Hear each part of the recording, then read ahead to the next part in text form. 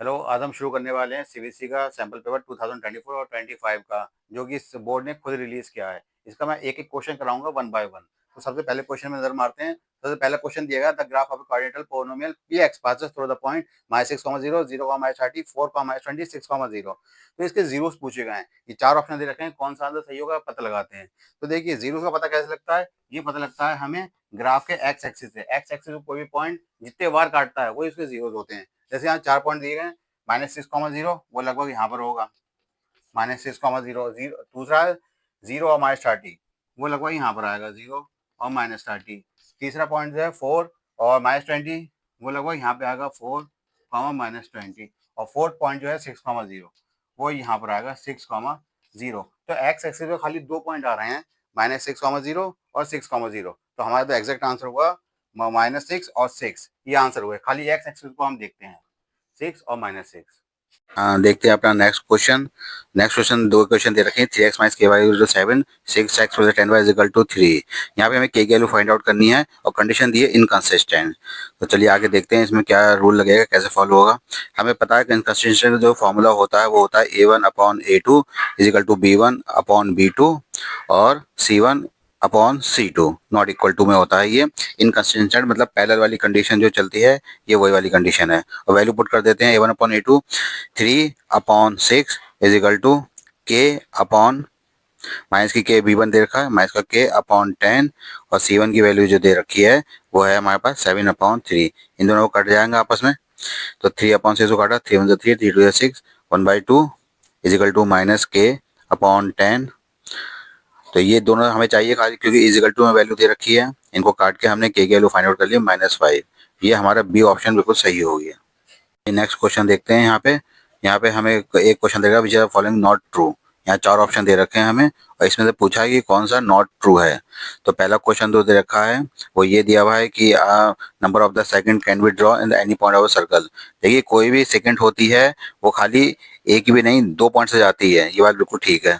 Only and tangent can be draw only point of the circle. भाई, जो tangent होती है वो खाली एक ही पॉइंट पे होती है, दो पॉइंट पे इंटरसेक्ट नहीं कर सकती है वो, ठीक है ना। तो यहाँ वाला ये पॉइंट भी सही है, गलत तो है ही नहीं है कि केवल एक पॉइंट से एक ही टेंजेंट जा सकती है। तीसरा पॉइंट जो दे रखा है, a chord is a line segment of the two point on the circle. Chord जो होती है सर्कल को टू पॉइंट पे इंटरसेक्ट करते हुए निकल जाती है, ये बात बिल्कुल ठीक है ना, तो ये भी सही है। फोर्थ वाला, a point inside the circle is a two can be drawn. देखो, टेंजेंट कभी भी सर्कल के अंदर से ड्रॉ नहीं करी जाती है, तो इसका मतलब ये आंसर हमारा गलत है। तो यही हमसे पूछा गया था कि इसमें नॉट ट्रू कौन सा, गलत कौन सा है। तो हमारा जो डी ऑप्शन है वो सही है। नेक्स्ट क्वेश्चन देखते हैं। हमें यहाँ पे एपी की एक सीरीज दे रखी है जिसका एन टर्म दिया 7n-4, और यहाँ पे पूछा गया है डिफरेंस हमसे। तो चलिए चेक करते हैं। एन की वैल्यू दी है 7n-4, यहाँ 1 पुट करते हैं एन की जगह, तो 7, और एन की जगह 1 पुट करेंगे तो 7, और मैं से 4 गया, 3 बचा। 2 वैल्यू पुट करेंगे, 7 2 14, 14 - 4 बचेगा 10। डी निकालेंगे, A2 - A1, मतलब सेकंड में तो फर्स्ट टर्म माइनस करेंगे, 10 - 3, 7 आंसर हमारे पास आ गया। इसका मतलब ऑप्शन ए यहाँ पे बिल्कुल ठीक है। करते हैं अपना नेक्स्ट क्वेश्चन। यहाँ पे हमें हमें दे रखा है एक राइट सर्कुलर कोन दिया हुआ है और एक स्फीयर दिया हुआ है। दोनों के बारे में कह रखा है कि रेडियस गिवन है हमारे पास और इनका वॉल्यूम जो इक्वल है, तो इसकी हाइट बतानी है हमें। तो देखिए, यहाँ पे कौन सा करते हैं, जब वॉल्यूम इक्वल होता है तो दोनों के वॉल्यूम को हम इक्वल में पुट कर देंगे, आंसर डायरेक्ट हमें यहीं से मिल जाएगा। हमें फॉर्मूला लगाया 1/3 पाई आर स्क्वायर एज। ये सिलेंडर का वो कोन का फॉर्मूला होता है। दूसरा 4/3 पाई आर क्यू, ये स्फीयर का वॉल्यूम होता है।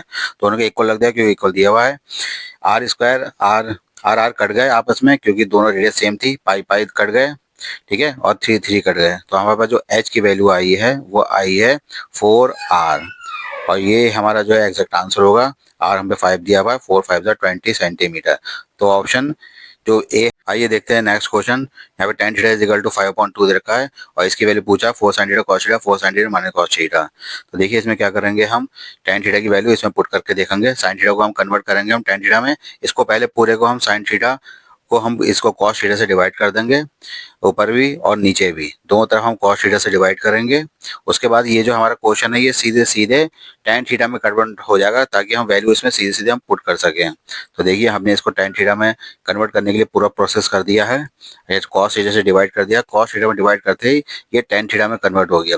4 tan थीटा +1 4 tan थीटा -1। अब tan थीटा की वैल्यू हम पुट कर देंगे। tan थीटा की वैल्यू हमको पता है 5/2, तो 4 × 5/2 और +1 अपॉन 4 5/2 -1। इसको सॉल्व करेंगे तो हमारा एग्जैक्ट आंसर जो है यहाँ पे हमें मिल जाएगा। इन दोनों को सॉल्व करने के बाद ये देखते हैं, यहाँ पे हमें एक डायग्राम दिया हुआ है, एक सर्कल दिया हुआ है, टेंजेंट दी हुई है और इसमें T P Q equal to 110 दिया हुआ है। टी पी क्यू की वैल्यू 110 थी, जो टेंजेंट से हमारी कॉर्ड बना रही है 110। हम सब जानते हैं कि जो सेंटर होता है वो टेंजेंट से हमेशा 90 का एंगल बनाता है और पी ओ क्यू हमें बतानी है यहाँ पे।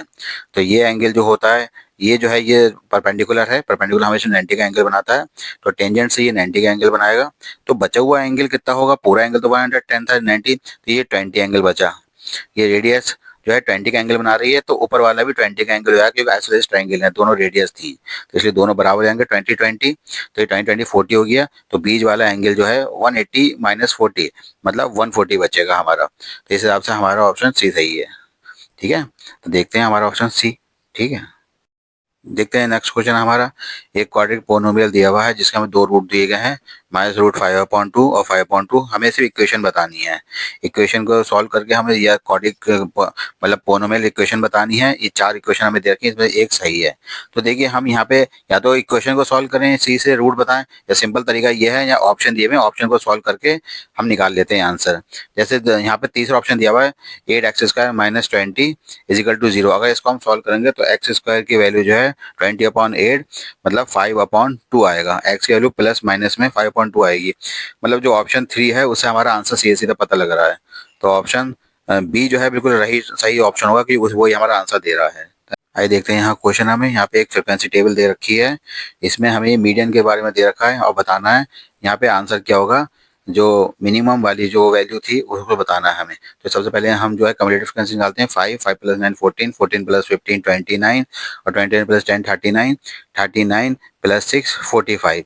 तो इसमें हम सबसे पहले 45 हमें पता लग गया, n जो है 45 है, n/2 करते हैं। 45/2, 45/2 का मतलब होता है 22.5।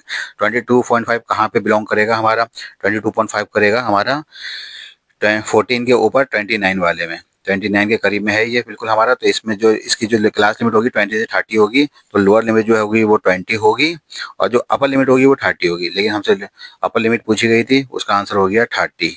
ये हमारा गिवन आंसर है सी। आइए देखते हैं नया क्वेश्चन। यहाँ पे एक हमें सर्कल दे रखा है, दो इनकी जो है कॉर्ड दे रखी है, उनको मिलाते हुए एक ट्रायंगल बनाए गए हैं दो, और ये एंगल दे रखा है 80 डिग्री। और दूसरा है दोनों एंगल जो है यहाँ पे आपस में इक्वल होंगे, अपोजिट वर्टिकल ये एंगल हैं यहाँ पे। ये दोनों साइडें जो है इक्वल दी हुई हैं हमें।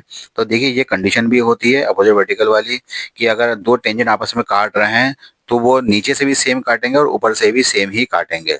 तो यहाँ पे जो है दो ट्रायंगल बन रहे हैं, दोनों सिमिलर हो जाएंगे। तो जब सिमिलर होंगे यहाँ पे कंडीशन भी सेम है, एंगल भी सेम दे रखा है, और जो प्रॉपर्टी के हिसाब से हैं कॉर्ड जो है आपस में सेम डिस्टेंस पे काटती भी हैं, उसी हिसाब से अगर देखा जाए तो ये दोनों ट्रायंगल जो है आपस में सिमिलर भी होंगे और दो लाइनें इक्वल दी हुई हैं, तो ये आइसोसेलेस भी होगा। तो इसलिए ऑप्शन बी जो है हमारा सही आंसर है।